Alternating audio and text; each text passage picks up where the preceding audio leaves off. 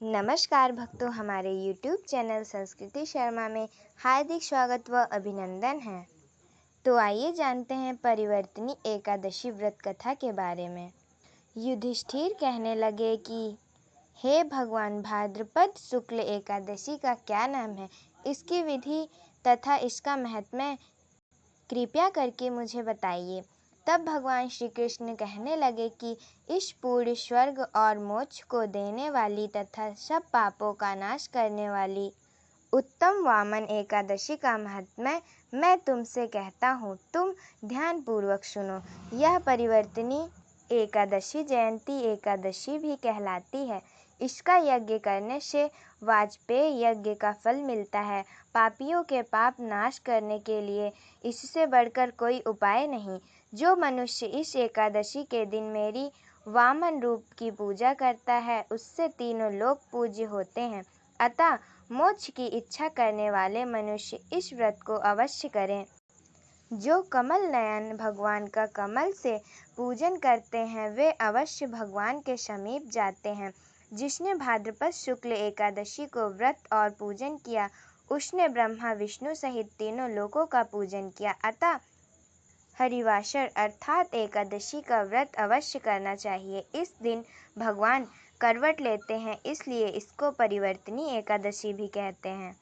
भगवान के वचन सुनकर युधिष्ठिर बोले कि हे भगवान, मुझे अति संदेह हो रहा है कि आप किस प्रकार सोते और करवट लेते हैं तथा किस तरह राजा बलि को बाधा और वामन रूप रखकर क्या क्या लीलाएं की। चतुर्मास के व्रत की क्या विधि है तथा आपके शयन करने पर मनुष्य का क्या कर्तव्य है, सो आप मुझे विस्तार पूर्वक बताइए। श्री कृष्ण कहने लगे कि हे राजन, अब आप सब पापों को नष्ट करने वाली कथा का श्रवण करें। त्रेता युग में बलि नामक एक दैत्य था। वह मेरा परम भक्त था। विविध प्रकार के वेद सूक्तों से मेरा पूजन किया करता था और नित्य ही ब्राह्मणों का पूजन तथा यज्ञ के आयोजन करता था। लेकिन इंद्र के द्वेष के कारण उसने इंद्रलोक तथा सभी देवताओं को जीत लिया। इस कारण सभी देवता एकत्र होकर सोच विचार कर भगवान के पास गए।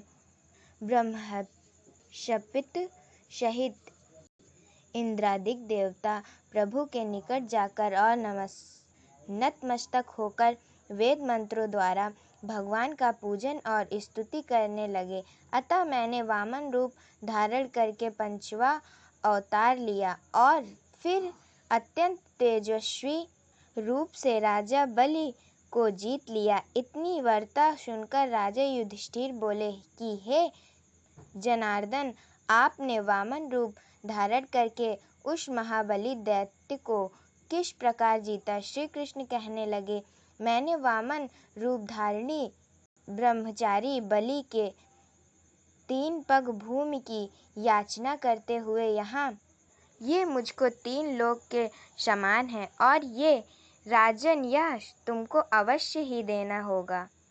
राजा बलि ने इसे तुच्छ याचना समझकर 3 पंग भूमि का संकल्प मुझको दे दिया और मैंने अपने त्रिविक्रम रूप को बढ़ाकर यहाँ तक कि भूलोक में पद, भूअरलक में जंघा, स्वर्गलोक में कमर, महालोक में पेट, जनलोक में हृदय, यमलोक में कंठ की स्थापना पर सत्यलोक में सुख मुख, उसके ऊपर मस्तक स्थापित किया। सूर्य, चंद्रमा आदि सब ग्रह, गण, योग, नक्षत्र, इंद्रादिक देवता और शेष आदि सब नागगणों ने विविध प्रकार से वेद सूक्तों से प्रार्थना की। तब मैंने राजा बलि का हाथ पकड़कर वहाँ कहा कि हे राजन, एक पद से पृथ्वी, दूसरे से स्वर्गलोक पूर्ण हो गए, अब तीसरा पग कहाँ रखूं।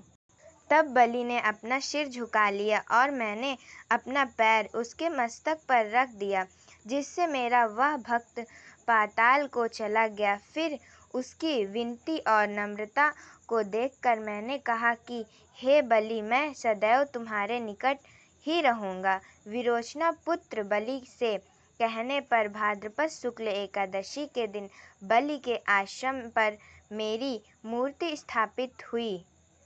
इसी प्रकार दूसरी क्षीर सागर से शेषनाग के षष्ठ पर हुई। हे राजन, इस एकादशी को भगवान शयन करते हुए करवट लेते हैं, इसलिए तीनों लोकों के स्वामी भगवान विष्णु का उस दिन पूजन करना चाहिए। इस दिन तांबा, चांदी, चावल और दही का दान करना चाहिए। रात्रि को जागरण अवश्य करना चाहिए।